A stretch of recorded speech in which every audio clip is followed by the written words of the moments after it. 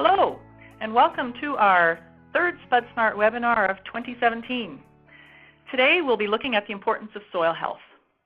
My name is Janet Canters, and I am the editor of SpudSmart Magazine and SpudSmart.com, and today I will be your moderator.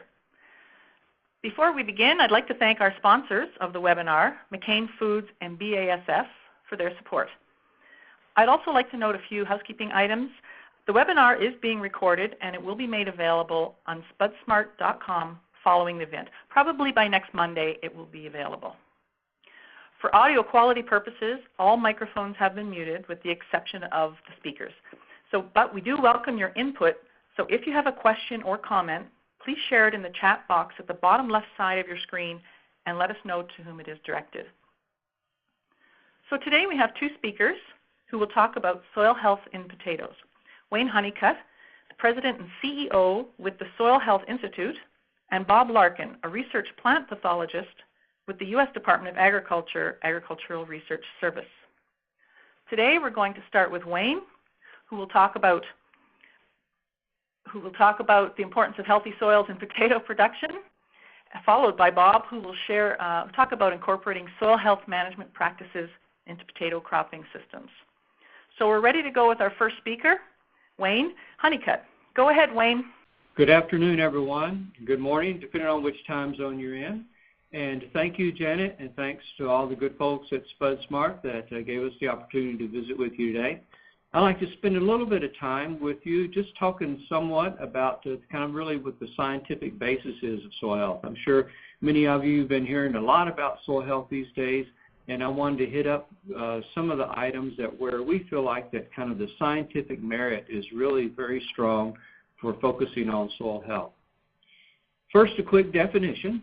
We look at soil health as the capacity of a soil to function as a vital living ecosystem that sustains plants, animals, and humans.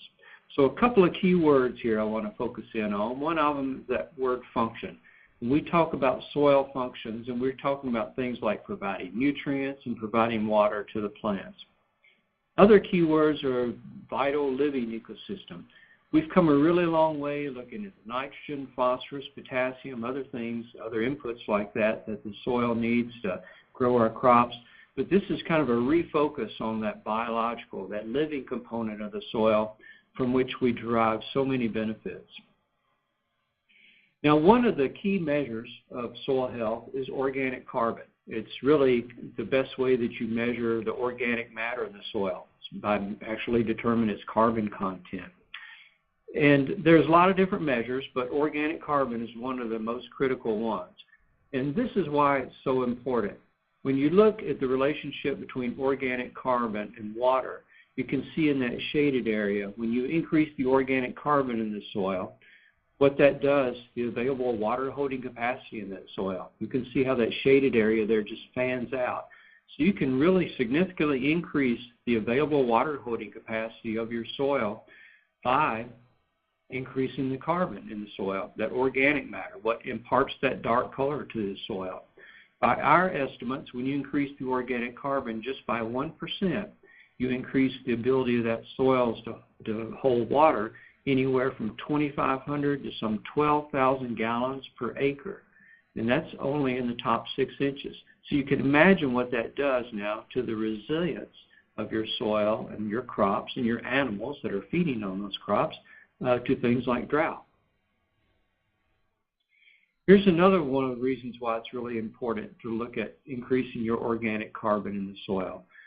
Look what happens now, when you increase carbon, how you reduce the density of the soil. This is over 1,000 data points that were combined in this one study by Alan Franzluber's to show you this relationship. And when you think of what that means to a plant root in terms of its ability now to move through that soil that is now less dense because of that higher carbon in the soil, so now that root can move more easily through that soil and pick up moisture and nutrients. Now, one of the key practices for enhancing soil health, for increasing that carbon, is no-till. Now, I recognize you all are growing potatoes, and so we'll come back to that. But I wanted to point this out, is that what we're really kind of talking about in most no-till situations is that this plant material on the surface starts to decompose. And those roots, those stems, those stalks, those leaves there on the surface, they now actually become decomposed and actually part of that soil organic carbon, that soil organic matter. There's a number of studies that have shown that using no-till, you can increase that organic carbon, that organic matter in your soil. Here's 4 different studies in Iowa, Illinois, Indiana, and Kentucky, where compared to conventional tillage, they significantly increase the organic carbon using no tillage. So the question to you, obviously, as a potato farmer, is how you can really kind of benefit from some of these practices, because we recognize that potatoes is very disruptive to the soil. A no-till potato system, even though I understand there's a few people experimenting with it, and some growers, I believe, a few at least, are doing it quite successfully, it's obviously not a mainstream practice. So I'm not here to try to preach to you or anything saying that you need to convert potatoes to no-till. So please don't think I'm going to be doing that. But what I would encourage you to do is to think of yourselves not just as potato producers, but as carbon managers. And think, how can you, for example, in the rotation year or in the non-growing season, like with cover crops, how can you become a more effective carbon manager and really look at your carbon inputs and try to minimize the disruption to the soil in order to allow that buildup of carbon so you can drive those benefits, like increased water holding capacity, like easier root proliferation through your soils.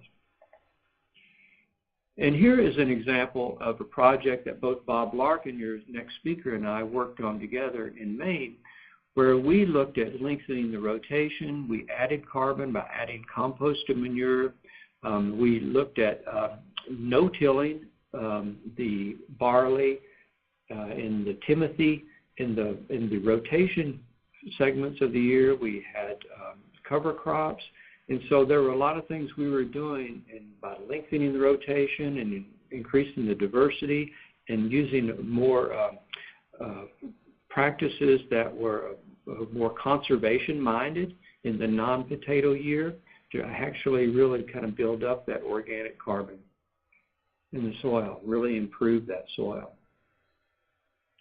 Another key practice that you can employ when you're not growing potatoes is in the fall and in those rotation years is cover crops. And of course, this is where you are just growing those crops at a time when your main crop is not growing, and you can burn them down, or there are some crops like winter rye where you can roll and crimp them at a particular growth stage that the crop will die naturally, and then you have a mulch to plant into. So that mulch can help, control weeds. It can help control moisture and add more moisture to the soil. Here's one of the benefits, and it's a little schematic here of growing cover crops. Looking at on your far left there, summer one, just soybeans, looking at the rooting depth. But then if you have, in this particular case, a cereal rye cover crop that had a significantly deeper rooting depth, now you have more root channels for that next summer's crop. And so that it's easier for that next year's roots to penetrate deeper, take up more moisture, take up more nutrients.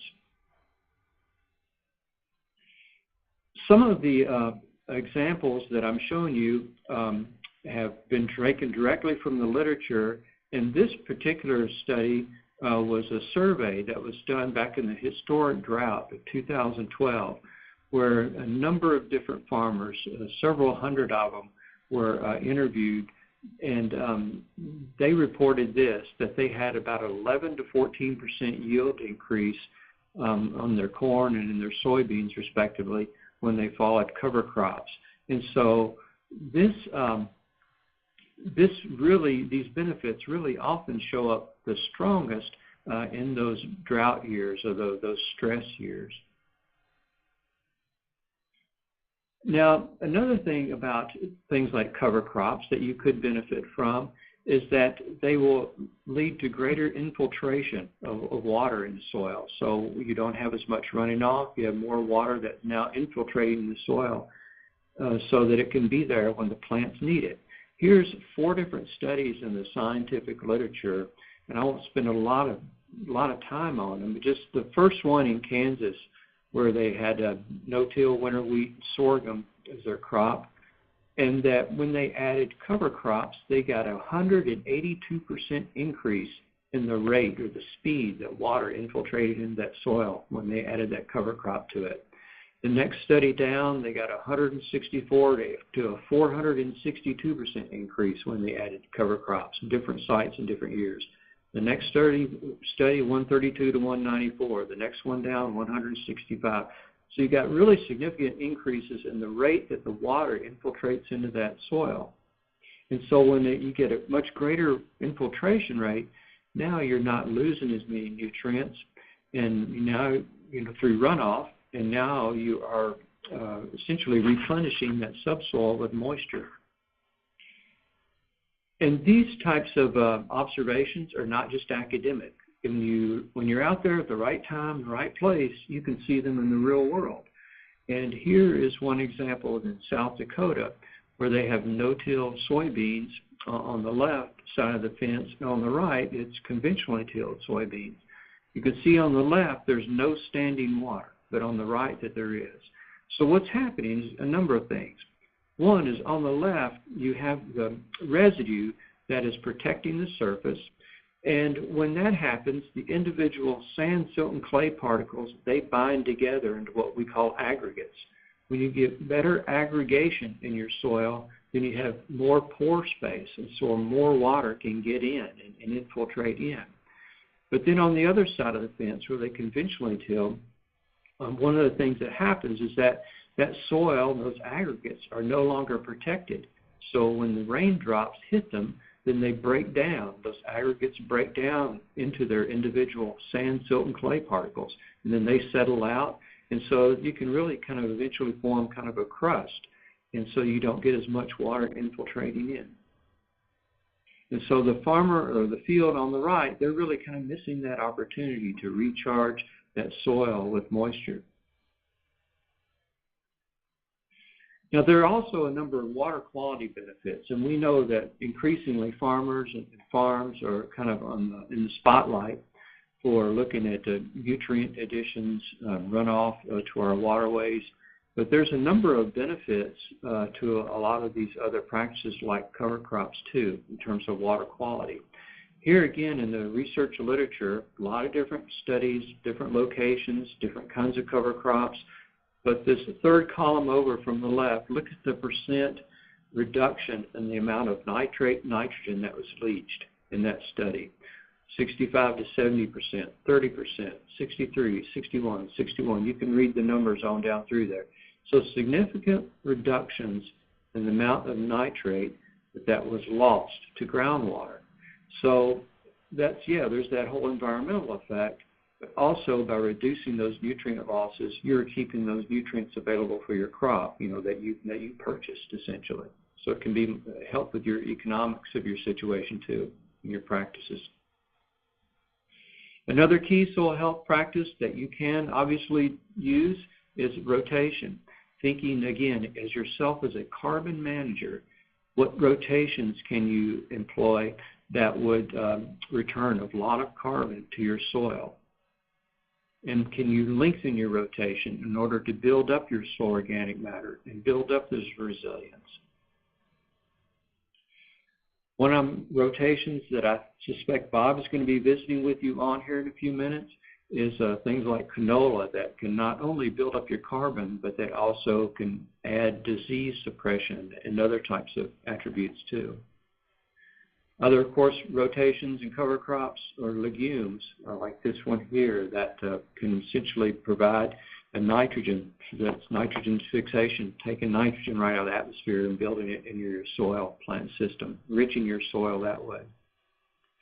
And then, of course, biosolids is another opportunity for you in potatoes, is particularly adding or injecting, I should say, animal manures, other biosolids that can really help build up your organic matter, therefore your resilience, your nutrient storage and availability, and other good qualities.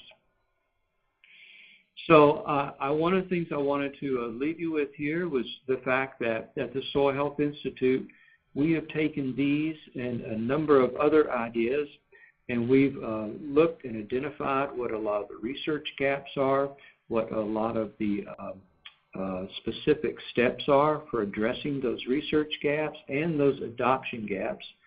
And we've identified what needs to be done to address each of those. And that's one of the things that we do at the Soil Health Institute. We provide that strategy for addressing those types of gaps. And then, quite frankly, we go out and seek funding to address them. And so that's one of the things that I do now as the CEO of the Soil Health Institute, is then I go out and seek funding for it. And since we are funded from a foundation, that funding just goes right back out the door to researchers and to others to implement these practices.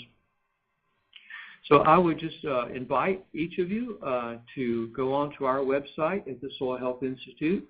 It's just all one word, and sign up there to receive our quarterly newsletters and our occasional emails that we send out to people, and making sure they are aware of certain meetings or some new technology or other events, news releases, or what we have going on.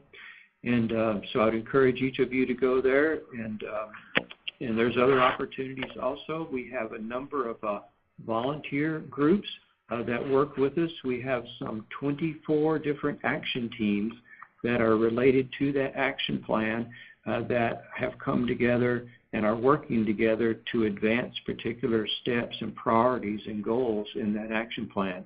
So there's also those opportunities to kind of get engaged at that level if you would like. So I will turn it back over to you all, Janet, and thank you all very much for your attention. I look forward to your questions later on. Thank you, Bob. Thank you, Wayne. Here's Bob. Thank you, Wayne. Soil is very important, obviously, to every farmer and agronomist out there. It is the building block of crops. So now we're going to pass on to Bob. Thank you, Bob, and take it away. All right, thanks, Janet. And thanks for this opportunity to talk to you folks today. Wayne's given a good background information on soil health and some of the practices involved. What I wanted to talk about was more about how we can try to incorporate some of these practices into existing potato cropping systems and give some more data specifically related to the work we've done with potato cropping systems and their effects on soil properties, crop production, and soil-borne diseases. So again, Wayne has already introduced the concept of soil health. There's just a couple of things I wanted to bring out about that, and are things that he has mentioned also. But one of the things that's critical, I think, is that when you talk about soil health, it puts emphasis on the importance of all the multiple functions of soil, not just for crop production or for a specific thing, but all the multiple things that soil does for biomass production, nutrient cycling, filtering and buffering, water storage, biological habitat, all the different things that soil does. That's all involved in soil health. Another aspect that's important to remember is that it encompasses all aspects of the physical, chemical, and biological attributes of soil. And also that building and maintaining the soil health is essential to agriculture sustainability and ecosystem function. So again, as Wayne went over some of these soil health management strategies and emphasized the importance of managing your organic matter or the carbon in the soil. The rest of this list is some of the priorities that are given, for instance, by the USDA NRCS, the Natural Resource Conservation Service, in their promotion and a capacity to instill more people in being aware of soil health. These are some of the primary things that they talk about: in minimizing soil disturbances, diversifying the soil biology with plant diversity, maintaining living plants and roots on the soil, keeping that soil covered, and when possible, integrating livestock. All of these things are things that help do the kind of things that Wayne was talking about, those specific practices. And another aspect that I just want to mention briefly before we go on is the importance of soil microbiology. This is something that in the past has been somewhat neglected or ignored, and it is something that is very important to keep in mind, that an active, diverse soil microbiology is necessary for pretty much all the things that we expect soil to do. The soil microbiology, the soil microorganisms, are pretty much the workhorse that accomplish most of these things that we want soil to do regarding the decomposition of organic material, nutrient cycling, soil structure, breakdown of toxins, and even suppression of pathogens and diseases. These are all things that are done by the soil microbiology to the most part. And so in that sense, managing soil health is also largely a matter of maintaining a suitable habitat for these organisms that make up the soil biology. And as Wayne emphasized the importance of organic matter, that's the primary food source for these microorganisms. And so having that available really is important for those microorganisms. But also, a diverse soil microbiology is promoted by a diversity of plants and plant types, which release different sets of organic compounds and interacting with different assemblages of microorganisms. And also, the active diverse soil microbiology does help keep pathogen populations in check and interferes with those pathogens' ability to cause disease. Okay, so Wayne did a good job again of going over some of these soil health management practices that are associated with soil health and why they're important and what they do. Things like crop rotation, the cover crops, and green manures is part of that too, where the crop is grown and incorporated while still green. The use of organic amendments to get those higher organic matter levels through things like compost, manure, or in crop residues and mulches. And also conservation tillage, in reducing that tillage, whether minimum or no-till, all of those things that are involved. And those are all, Wayne made a very good presentation of why those things are important and some of the things that they can do. But as I said, what I wanted to focus more on is how we can utilize those in potato cropping systems.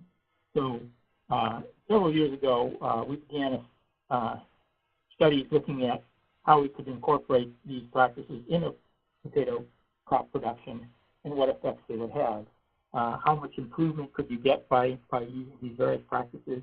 So we set up a cropping system study that were focused on different management goals.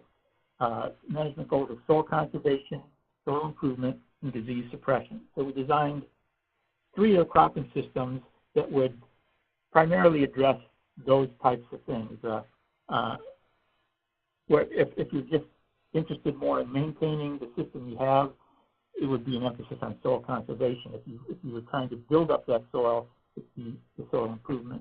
Or if disease suppression is the primary concern, you would do that. So we designed these systems, and again, we used a comparison with what we consider the standard rotation here, where I am in the Northeast U.S., where a 2-year rotation of a small grain and then potato is kind of an industry standard that they've been doing for many years.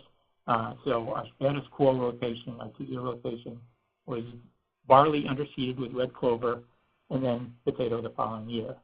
And this was considered a standard. It had both spring tillage and fall tillage and a lot of the normal practices that conventional agriculture has.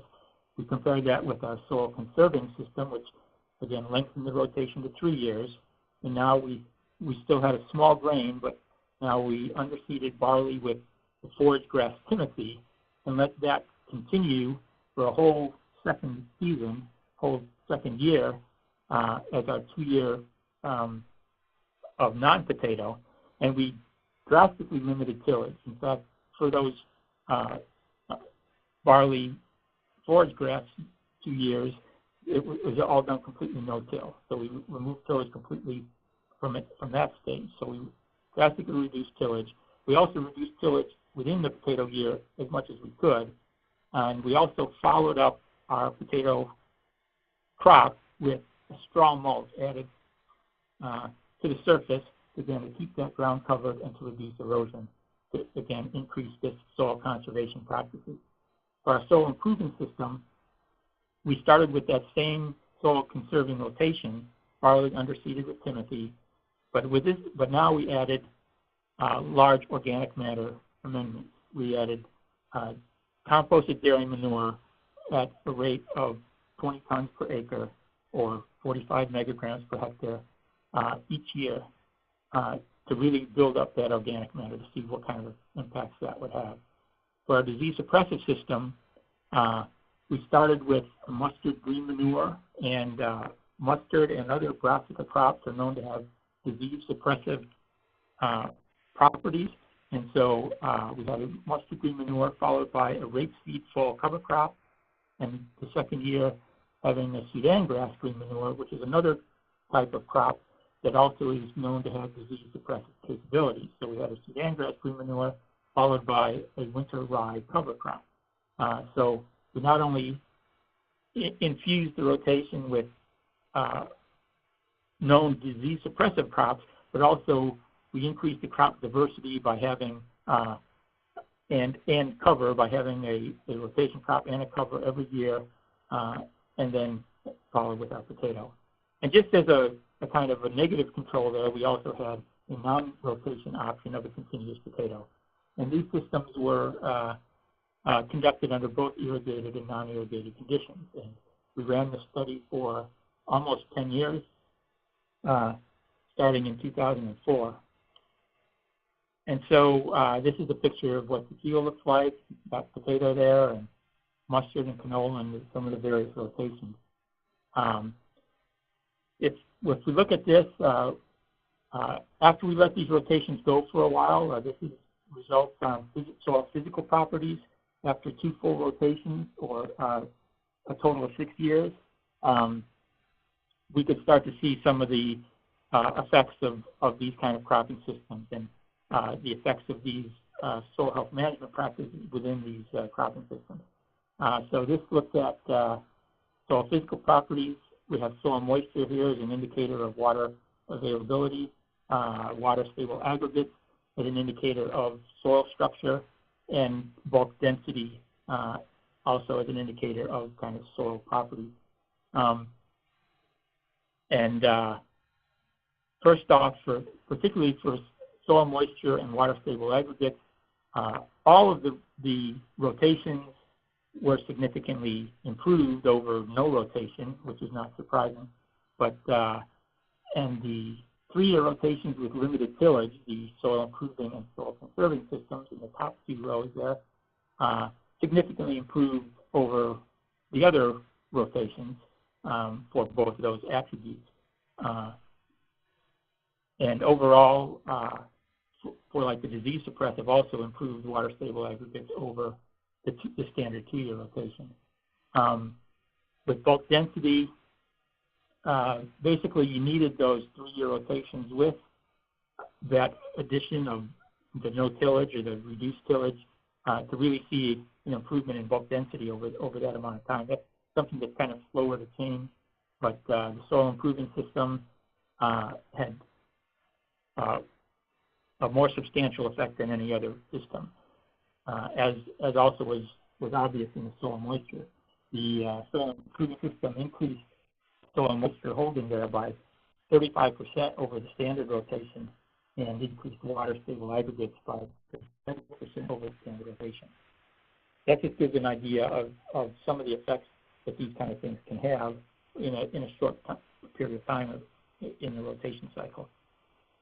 Looking at next some of the effects on some of the more chemical or biological properties. This just shows a few of them: the total carbon, total nitrogen, organic matter, cation and sink capacity, and microbial biomass carbon. And you see here that the top line, the soil improvement system, highlighted in yellow, significantly improved all these characteristics better than any other rotation, and for some of them by substantial margin. For instance, the organic matter, it's increased over the standard rotation, the SQ system, by almost 70% and almost 90% increase over the non-rotation control. So we had a dramatic effect on increasing organic matter. And also, just about all of the other nutritional elements that we are concerned with also were increased dramatically. This just shows total carbon and total nitrogen, but also potassium, phosphorus, calcium, magnesium. All of those were also significantly increased in the soil improving system over any of the other systems. And you'll see at the bottom that for most of the characteristics, the non-rotation control was significantly lower than any of the others. That just means that any rotation is better than no rotation, but rotations that include some of these properties can also enhance it over some rotations that don't. But some of those characteristics take a while to develop, so you don't see as much difference among some of the other rotations as you might over time. But it just shows some of those effects. And so Wayne went over why you see some of those effects and what's happening with infiltration and with a lot of these things, but this kind of demonstrates in potato systems that we do see those same kind of effects that he was talking about. In the last column, particularly is microbial biomass carbon. It shows the dramatic increase in microbial activity and biomass. Here, 40% increase over the status quo, and over 100% increase, or approximately 100% increase over the non-rotation. Okay, so moving on to effects on yield. This shows total tuber yield averaged over a 5-year period. And if you look at that first row of bars that is not under non-irrigated conditions, and you see here that the bar on the left, the blue bar, the soil improving system, significant improvement in yield over all other systems, 40% increase over the non-rotation, and about a 30% increase over the FT status quo. And this kind of demonstrates that effects of having that increased water holding capacity of the soil improving system, that we achieved high yields even when they weren't irrigated. When we did irrigate, you see that all the systems except the soil improving substantially increased yield, average increase of about 25% increase in yield for the other cropping systems. But there was relatively little effect in the soil improving system. So because of that increased water holding capacity, that basically comparable yields were obtained whether it was irrigated or not irrigated. But under irrigated conditions, overall our disease suppressor system achieved the highest yields with in improving yield by about 20% over the non-rotation. And if you look at the comparison of the irrigated disease suppressive versus the non-irrigated non-rotation control, there's over a 53% increase in yield just by adding those attributes, and a 40% increase over the non-irrigated status quo system. So with the combination of irrigation and these better improved cropping systems, we substantially improved yield. I also just wanted to briefly mention the same kind of things we observed with effects on soil-borne diseases. This shows effects on severity of black scurf, which is caused by Tithonia solani. And you see again in the front row, like the non-irrigated conditions, all the rotations improved disease relative to the non-rotation, but that the disease suppressive system reduced disease much better than any of the other rotations. So our goal of producing a disease suppressive rotation system worked there. We did get lower disease than any other system there, with more than a 20% decrease over other systems, and even more over non-rotation. But also note though that the soil, in this instance, the soil improving system did not reduce disease any more than our status quo system in this case. So even though it did increase that organic matter, it doesn't always relate to a better control of disease, but it can in some cases. If you look back at the second row there under irrigated conditions, see that under irrigated conditions, disease increased somewhat in most of the rotations, although the disease suppressive system still maintained low disease levels under both irrigated and non-irrigated conditions. So this study did a lot to show just how effective some of these practices can be when used in a potato cropping system. However, and it also indicated that soil health, disease suppression, and soil moisture are key components for all of these things, particularly for crop production. But one thing that this particular study was not necessarily designed to produce the most practical rotations for growers, and that they were designed to see what would be the biggest impact we could get using these types of practices. So for a follow-up to that study, we then modified these rotations to try to develop rotations that would use those same type of principles, but be more practical and be more feasible and useful on an actual grower condition, to design rotations that would work in a practical setting. So that's what we did in our modified study, which has been running since 2013. So we kept the same designations of the systems, and we kept the same status quo system. Our soil conserving system, now we modified that to a barley underseeded with ryegrass, because we'd seen that ryegrass would work better as a underseeded crop for reducing disease and improving soil health characteristics. The second year then we had canola as a cash crop, followed by winter rye cover. Canola also has some disease suppressive capability. With our soil improving system, we had the same system with compost amendments, but with compost amendments seriously stepped back. We are anticipating adding the compost maybe once every 3 or 4 years instead of every year. But in this study, we maintained the previous system, so we actually didn't add any additional compost. We just kept the same system without adding additional. In our disease suppressive system, we also started with barley underseeded with ryegrass, but in the second year then we had our mustard green manure as a disease suppressive rotation with our rapeseed cover. And then also compared again with continuous potato. So this system has been running since 2013. We waited for a full rotation cycle before we collected data, which was and so in 2015 and 16 we collected the data, and we're also going to be we're also running that again this year for more data on that system. Well, what we saw was confirming similar things that we saw in the previous study, in that the soil improving system still was able to maintain higher yields than any of the other studies.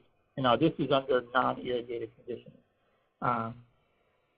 And so again, we had about a 30% increase in yield over our status quo system with the soil improving system, but also about a 20% increase with our disease suppressive system. So even though they were modified, we still had similar type results. So the systems were still working in the same way. This shows microbial respiration as another indicator of soil microbial activity. And again, it shows the high levels of activity for soil improving system, a little bit lower but still higher levels for the disease suppressive system, and then the lower levels for the status quo system, and much lower for the non-rotation system. Again, just as an indication of those kind of rotation effects on those properties. And this shows where we are now with organic matter content. The soil improvement system is maintaining organic matter at about 5.6%. Our disease suppressive system is slowly building organic matter at about 4.1%. The soil conserving and soil status quo systems are maintaining organic matter levels similar to where they were at the start, and in the non-rotation system, we're actually losing organic matter over each season over time, so that's declining. Lastly, then here we've got some, just as an indication again of soil-borne diseases. We've got black scurf severity levels, and again, the disease suppressive system is still maintaining lower levels of disease than the other cropping systems. And this is also the case for common scab as well. The last slide I wanted to mention about this study too is again an indication of microbial community composition. This is indicated by fatty acid profiles, which is a measure of microbial community composition, just to show how the different cropping systems has differential effects on these microbial communities. At the upper left corner, you'll see that's the non-rotation control, far removed from all the other systems because it's very different. And the far right, soil improving system, is drastically changed our soil microbial communities. And at the bottom of the graph, then, you have the disease suppressive and soil conserving system, which also has affected the cropping systems quite dramatically, but in a very different way than the soil improvement system. So this just shows that each system has some characteristics that it imparts on the soil microbial communities that differentiate some of these factors. So, in conclusion, then, I just wanted to emphasize that incorporating some of these manual practices into the heading cropping systems can improve soil physical, chemical, and biological properties, resulting in improved nutrition, enhanced yield, and disease suppression, and that use of disease suppressive rotation crops can reduce soil-borne diseases and improve yield and disease suppression. Disease suppressive green manures and cover crops and compost amendments can be incorporated into practical and economically viable potato cropping systems to improve soil health and improve potato production. And just as a concluding comment, based on our research, again, which was conducted in Maine, our overall best management of the soil-borne diseases, soil health, and sustainable production includes using a 3-year or longer rotation with conservation tillage where applicable, implementing a disease suppressive rotation crop prior to your potato crop, and that could be some brassica crop like the mustard, Sudan grass, or if you can't keep those in your rotation, the ryegrass or small grain can also have some disease suppressive capability. Also, you want to include cover crops. Winter rye or ryegrass work well following your rotation crop, and you can use compost amendments to increase that organic matter and some of these other properties. And after potato year of the rotation could include some alternative cash crop or small grain. And that is what I wanted to cover. This just shows there's a lot of people that were involved in these studies over the years, and just wanted to display that. I also, on this slide, also has a couple of recent publications that kind of go over some of these same kind of things that I talked about, as well as my email address for anybody who wants to contact me about this sort of thing. So with that, I guess we can open it up to questions and comments. Thank you.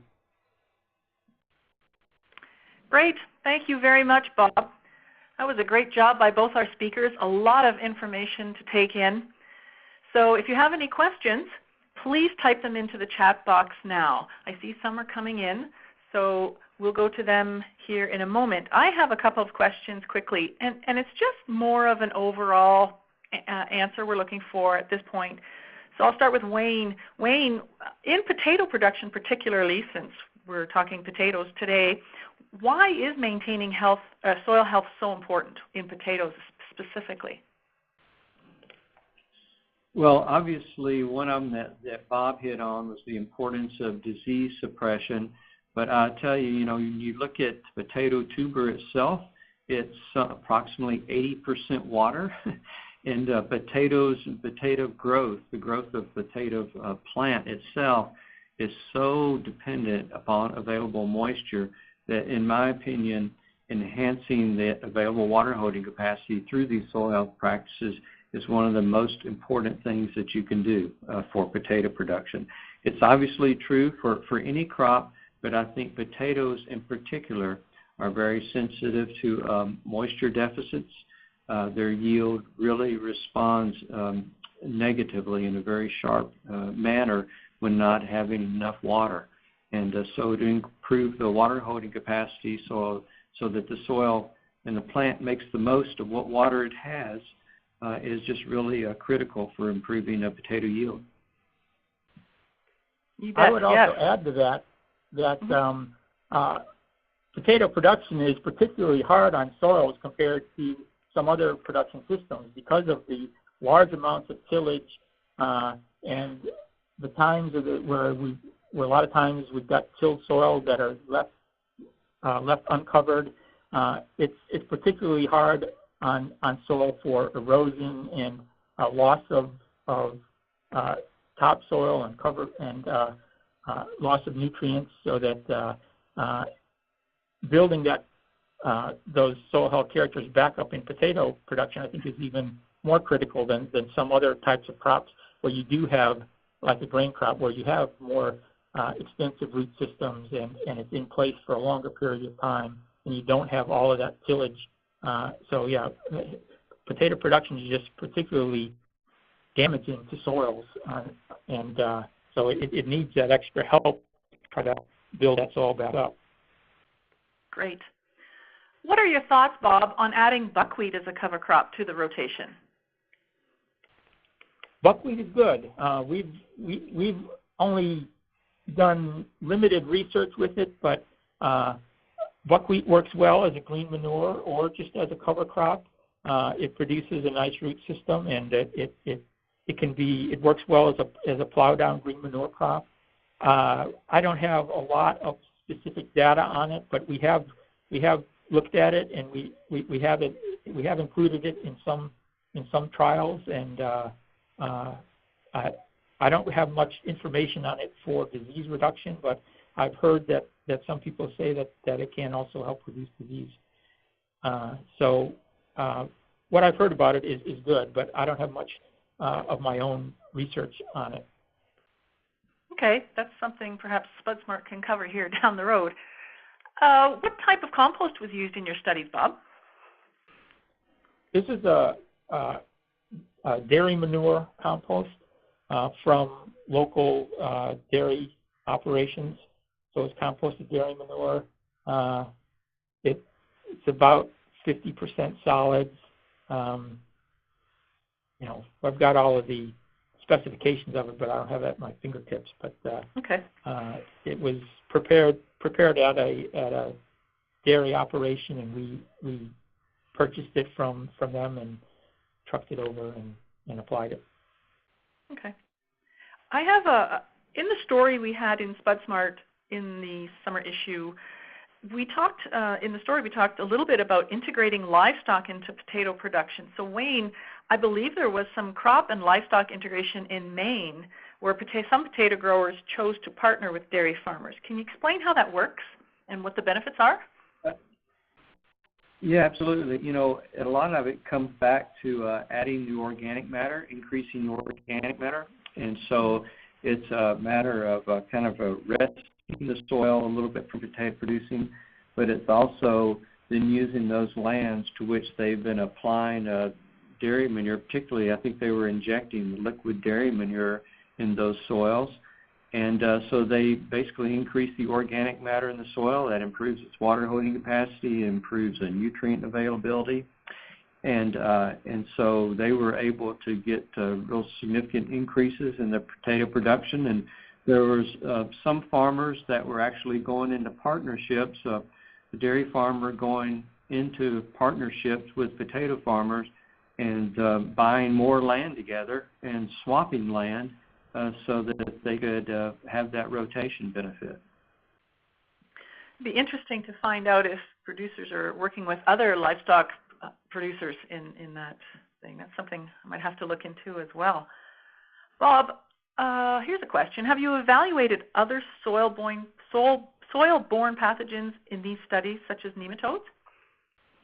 Well, we've looked at whatever we had in those fields, so we've tried to evaluate everything we have. We have not had a problem with nematodes in those particular trials. We did have another trial where we had a verticillium wilt problem, and we looked into whether nematodes were the cause in it, but we didn't really have a nematode problem. It was mainly just a verticillium problem, and that was part of some other rotation trials. But as far as other soil-borne diseases, tuber diseases, we every year we look at rhizoctonia, both on the roots for crown rot, and stolen rot, common scab, silver scurf. Those are the main ones that we routinely see. So we have a lot of data on that. We have looked at, in some other studies, at things like powdery scab, verticillium wilt, and a few others. But, obviously, you kind of have whatever disease problems are present in that particular field. So we don't necessarily have data on everything. But on this particular cropping system study, rhizoctonia and common scab were the primary soil-borne diseases we saw, and we just did not really have large amounts of other diseases. Okay. Back to the dairy for just a moment, Wayne and Bob, I guess. Have you done any research on that? So, for instance, one of the questions that have come in is, have you examined the microbiome population profile to see if new beneficials are emerging? That's probably a little bit more in Bob's. I have not personally. Bob, have you? Well, that's something we're trying to get more into. Like in these fields this year, we are doing a full microbiome analysis using the current next-gen sequencing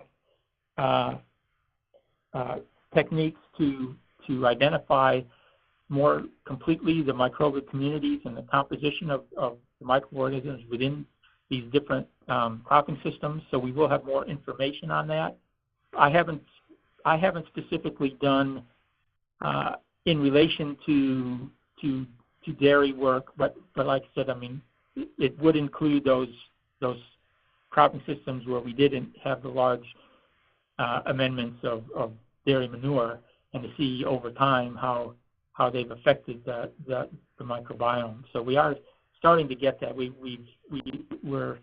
We're extracting the DNA from soil now, and we're sending those off to be sequenced and analyzed, and we should have some information on that by next year. Okay.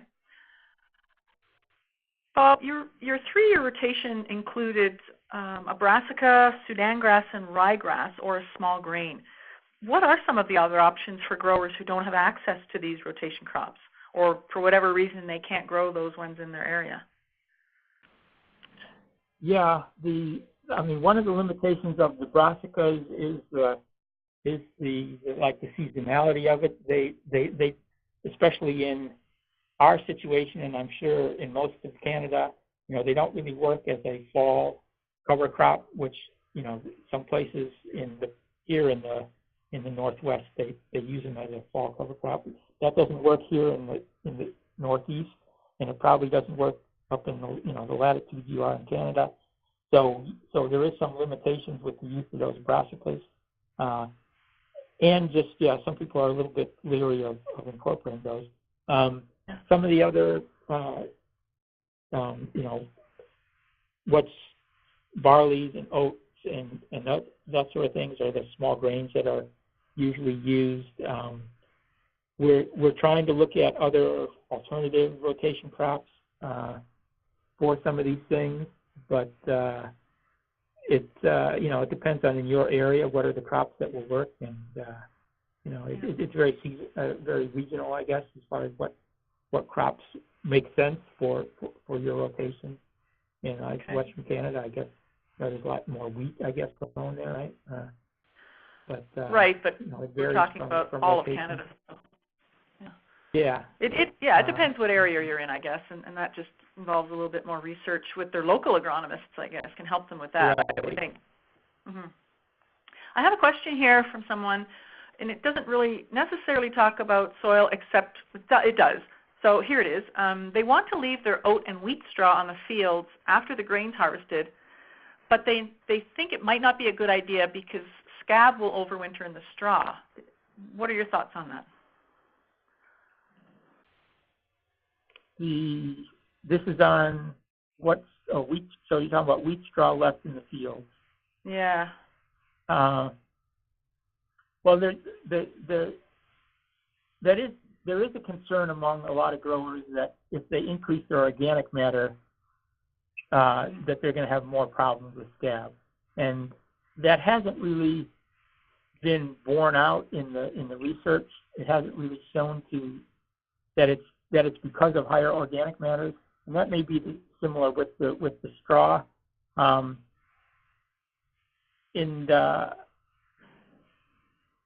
Scab can survive for fairly long periods, but usually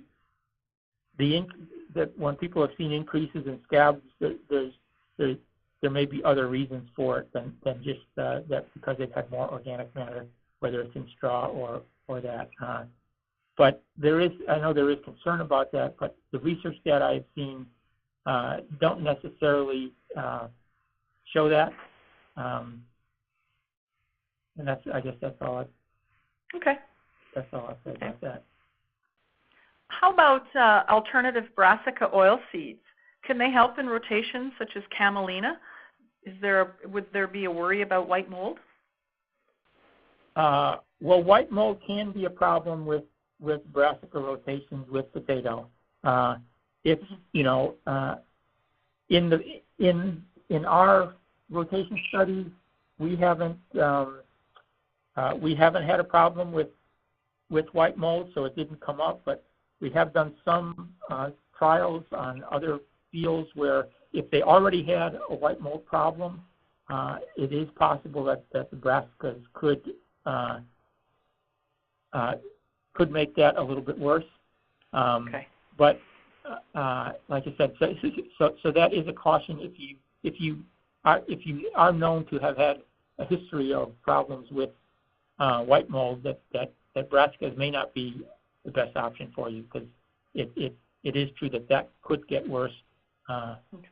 I don't know specifically about camelina. We've looked at a number of different brassicas for their potential for disease control, but I don't have a lot of. We only had one study where we saw any effect on white mold, and that's just because we haven't had a lot of fields where that was a problem in. Okay. Wayne, I have time for one more question, and it's for you. So are there any what are the economic downsides versus the economic benefits of maintaining soil health? So for instance, if if a potato grower starts purchasing a no-till planter or cover crop seed, that's going to cost him. So is maintaining soil health an economic benefit, more of an economic benefit than a downside at the end of the day? Yes. I think there's mounting evidence that demonstrates that the economics are in favor of these soil health promoting practices, but I'll also be the first to admit that there needs to be more work done on that. We are actually supporting some of that work now through the Soil Health Institute with the grant that we received from the Walton Family Foundation, because there's different aspects of economics. There's the profitability aspect that you immediately think of, but there's also the aspect of reducing economic risk, because these soil health promoting practices, they can essentially increase yield stability over time, and so therefore reduce economic risk also. And so there is that aspect of economics to also consider. But when I visit with farmers about adopting these practices, I often encourage them that if you're trying some of these soil health promoting practices out for, it is a fresh start, that I encourage them to not go all in immediately, but to try it on the back 20 acres or 40 acres, and maybe rent a no-till drill the first year or two, in your rotation, or try, cover crops in 40 acres and not on all 4,000 acres, for example, and so that they can learn the management aspects of it as they go. Great. That's great advice. You don't have to go all in for the whole thing every year, sort of thing. Okay, that's all we have time for today. I want to thank both our speakers for making time in their busy schedule to share their insights and expertise. I hope everyone has found the information valuable. I also want to point out that today, the last couple of days, the Soil Conservation Council of Canada they're undergoing their annual conference in Guelph, and you can follow them along at hashtag #SoilSummit17. So they're talking about Canadian soil health, and that might be a good way to finish up your day. So I also want to thank I want to thank our speakers, Dr. Wayne Honeycutt and Dr. Bob Larkin. I'd like to pass on a very big thank you to our sponsors, McCain Foods and BASF, for their support. And I want to quickly thank Kyle Dradawani and Teresa Kurjewicz, our team working behind the scenes, for their assistance. So this presentation will be made available online at SpudSmart.com early next week. Thanks for your attention. And on behalf of the team here at SpudSmart, we hope you have a great rest of your day.